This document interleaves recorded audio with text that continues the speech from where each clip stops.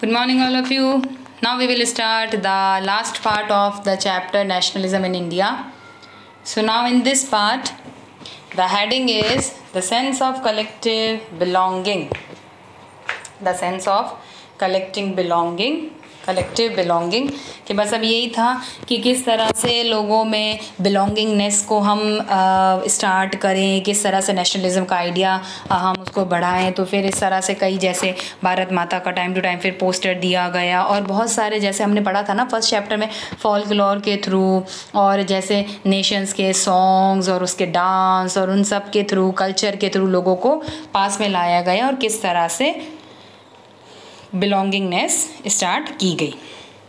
Okay, so now the thing is nationalism is spread when people begin to believe that they are all part of the same nation. They will discover some unity that binds them together. But how did the nation become a reality in the minds of the people? How did people belonging to different communities, regions or language group develop a sense of collective belonging? कैसे उनको develop किया जाए? This sense of collective belonging came partly through the experience of united struggles के through उनको थोड़ा sense start किया गया. But there were also a variety of cultural processes. सबका कल्चरल प्रोसेसेस अलग था through which nationalism captured people's imagination. लोगों ने अपने अपने अकॉर्डिंग नेशनलिज्म को सोचना स्टार्ट किया. History and fiction, folklore, groups, songs, popular print, symbols all played a part in the making of nationalism. लोगों ने अपने कल्चर के थ्रू, अपने folk dance, folk songs, folk music, उनके थ्रू लोगों में नेशनलिज्म स्टार्ट किया था.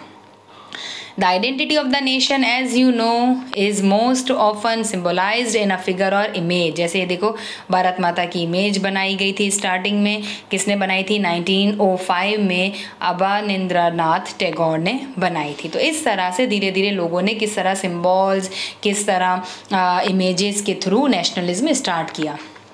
This helps creates an image with which people can identify the nation. It was in the 20th century with the growth of nationalism that the identity of India came to be visually associated with the image of Bharat Mata. तो सबसे पहले भारत माता की image के साथ start किया था. The image was first created by Bankim Chandra Chattopadhyay. In the 1870 he wrote Vande Mataram as a hymn of to the motherland. तो उन्होंने मतलब यही कि लोगों में सेंस डेवलप करने के लिए वंदे मातरम स्टार्ट किया था. Later it was included in his novel Anand Math and widely sung during the Swadeshi movement in Bengal. Okay, Anand Math Bengal, ये सब ध्यान रखो. Moved by the Swadeshi movement, Abanindranath Tagore painted his famous image of Bharat Mata. In this painting, Bharat Mata is portrayed as an ascetic figure. She is calm, composed, divine and spiritual.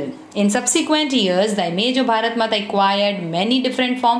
धीरे धीरे वही है, image change होती गई, धीरे धीरे prints change होते गए as it circulated in popular prints and was painted by different artists. Devotion to this mother figure came to be seen as evidence of one's nationalism. तो इस तरह से लोगों में एक नेशनलिज्म की भावना को जगाने के लिए बहुत ज़रूरी था. Ideas of nationalism also developed through a movement to revive Indian folklore. Indian folk के थ्रू जो हमारी कल्चर है उसके थ्रू भी आइडिया स्टार्ट किया गया. In late 19th century, India nationalists began recording folk tales sung by bards. Bards white जो poets और होते हैं.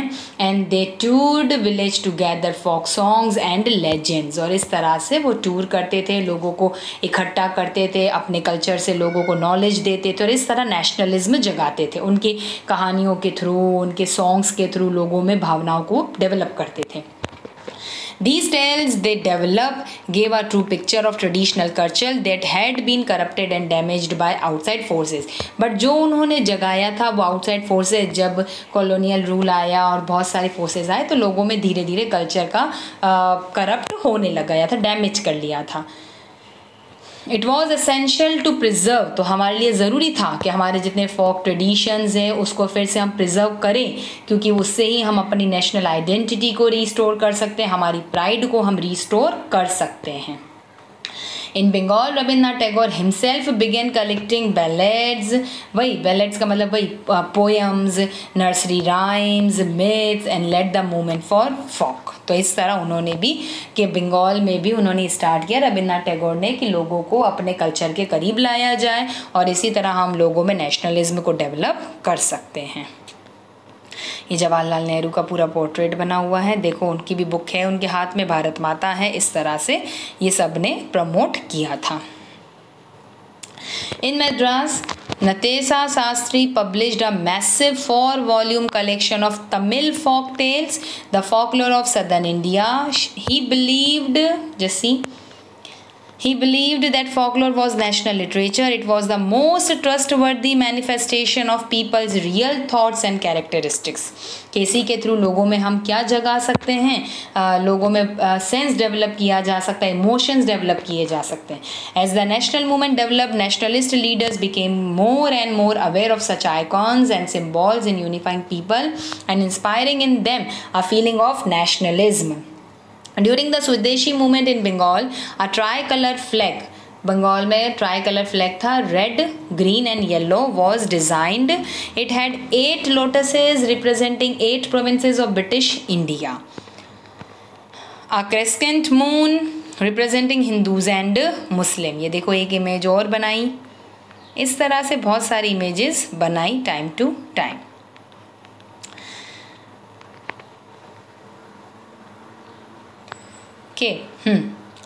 By 1921, Gandhiji had designed a Swaraj flag. It was again tricolor, red, green and white and spinning wheel in the center. क्योंकि गांधी जी चरखा काटते थे ना, तो स्पिनिंग व्हील बीच में बनाया गया था. This carrying Gandhian ideal and जितने भी सिम्बॉल्स उन्होंने यूज़ किए जब स्वदेशी, जब स्वराज मूवमेंट चलाया, तो ये सब उन्होंने यूज़ किया था. मार्च को became a symbol of defiance. Another means of creating the feeling of nationalism was through reinterpretation of history. लोगों को हिस्ट्रीज के पास ले जाकर, अपने कल्चर के पास ले जाकर, किस तरह पुराने लोगों ने कौन कौन से हमारे मॉन्यूमेंट्स बनाए, हमारी कैसी आइडेंटिटी थी, तो इस तरह वो भी हम लोगों में सेंस वो भी डेवलप किया गया.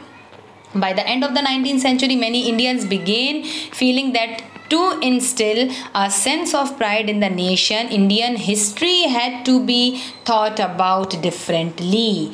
The British saw Indians are backward and primitive, incapable of governing themselves. मतलब ब्रिटिश यही सोचते थे कि Indians are not capable, वो इतने capable नहीं है, वो backward है, उनमें sense ही नहीं है governing करने का. In response, Indians began looking into the past to discover India's great achievements. They wrote about the glorious developments in ancient time when art and architecture, science and mathematics, religion and culture, law and philosophy, crafts and trade had flourished. This glorious time in their views was followed by the history of decline. But धीरे धीरे क्या होने लगी, ये सब चीज़ें decline होने लगी. क्यों? क्योंकि इंडिया में कॉलोनियलिज्म स्टार्ट हो गया था, तो लोग इन सब चीज़ों से टच, साइंस से, आर्ट से, कल्चर से, रिलीजन से बहुत ज़्यादा टच छूटता गया. डिक्लाइन होने लगी ये सारी चीज़ें, हमारा ग्लोरियस टाइम हमसे छीन लिया गया था. These nationalist histories urged the readers to take pride in India's great achievement in the past and struggle to change the miserable conditions of life under British rule. तो बस यही था कि किस तरह से हम ब्रिटिश रूल को ख़त्म कर लें और किस तरह से हम अपने पास्ट को फिर से पा सकें. These efforts to unify people were not without problems. When the past being glorified was Hindu, when the images celebrated were drawn from Hindu iconography, then people of other communities felt left out. तो कई बार ऐसा लगता था जैसे ज़्यादा focus Hinduism पर किया जा रहा है, दूसरी कम्युनिटी के लोग धीरे धीरे छूटते चले गए थे. तो इस तरह से this is all about the whole chapter, that is nationalism in India. Now the conclusion, a growing anger against the colonial government was thus bringing together various groups and classes of Indians into a common struggle for freedom. In the first half of the 20th century हम लोगों को पास में लाए, अलग अलग groups के, अलग अलग क्लास के लोगों को हम पास में लाए और इस तरह से हमने किस तरह से स्ट्रगल किया. The Congress under the leadership of Mahatma Gandhi tried to channel people's grievances grievances मतलब जो चिंताएं थी, जो प्रॉब्लम्स थी, उसको दूर करना चाहती थी. Into organized movement for independence. Through such movements the nationalist tried to forge a national unity. वो चाहते थे कि हम नेशनल यूनिटी को फोकस करें. But as we have seen, diverse group and classes participated in these movement with varied aspirations and expectation as their grievances were wide ranging. क्योंकि उनकी जो प्रॉब्लम थी वो बहुत ज़्यादा थी. Freedom for colonial rule also means different things to different people. हर लोग अपने हिसाब से फ्रीडम को देखता था कि जब फ्रीडम मिलेगा तो मेरे अकॉर्डिंग ये होना चाहिए, दूसरा सोचता था मेरे अकॉर्डिंग ये होना चाहिए. तो बहुत सारी प्रॉब्लम्स थी because India is a vast country with different culture, with different religion, with different groups. तो ये सब चीज़ें बहुत प्रॉब्लम फिर होने लगी थी. The Congress continuously attempted to resolve differences and ensure that the demand of one group did not alienate another. कि मतलब एक की डिमांड दूसरे से अलग नहीं होनी चाहिए. हम सब मिलकर यूनिटी के साथ हम काम करें, ना कि हम एक दूसरे को पुश करके आगे बढ़ें. The high points of Congress activity and nationalist unity were followed by phases of disunity and inter-conflict between groups. और ये प्रॉब्लम होनी ही थी क्योंकि वास्ट कंट्री थी, वास्ट सब religion, different religions, different culture थे, तो थोड़े कॉन्फ्लिक्ट्स आना कंपल्शन मतलब था ही कि वो कॉन्फ्लिक्ट्स आएंगे ही आएंगे. In other words what was emerging was a nation with many voices wanting freedom from colonial rule. But कुल मिलाकर जितने भी ग्रुप्स, जितने भी क्लासेस थे, उन सब का एक ही टारगेट था कि हमें फ्रीडम मिले. किससे? कॉलोनियल रूल से. तो इस तरह से ये सब हमने सोचा था. देन क्विट इंडिया मूवमेंट हुआ था, भारत छोड़ो आंदोलन हुआ था. Failure of Cripps mission and the efforts of world war II created wide spread discontentment in India. This led Gandhi ji to launch a movement calling for complete withdrawal of the British from India. वो चाहते थे कि Britishers को जाना है. The Congress Working Committee in its meeting in Wardha on July 14, 1942 passed a historic Quit India resolution. Quit India movement फिर start हुआ था. On 8 August 1942 in Bombay, the All India Congress Committee endorsed the resolution which called for a non-violent mass struggle on the widest possible scale throughout the country.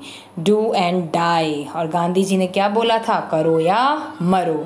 The call for Quit India almost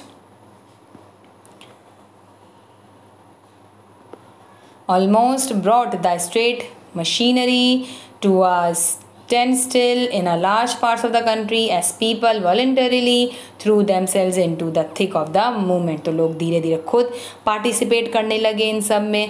हर तरह का लोग, चाहे वो ordinary people था, चाहे वो student थे, workers थे, पीजेंट्स थे, सब ने इस मूवमेंट में पार्टिसिपेट किया. It also saw the active participation of leaders namely Jayaprakash Narayan, Aruna Asaf Ali, Ram Manohar Lohia and many women. ठीक है, इन बंगाल, मतंगिनी हाजरा, कनकलता बरुआ इन आसाम, रमा देवी इन ओडिशा. इस तरह से बहुत लोगों ने पार्टिसिपेट किया, मूवमेंट चलाया और अल्टीमेटली 15 अगस्त 1947 को इंडिया को इंडिपेंडेंस मिली. Okay, so this is all about the nationalism in India. So now you all have to read the whole chapter again. Just watch and listen the whole videos. Okay, then you come to know about the whole chapter. Okay, now we will start our exercise question. Okay, so in our next class. Okay, thank you so much. Have a nice day all of you.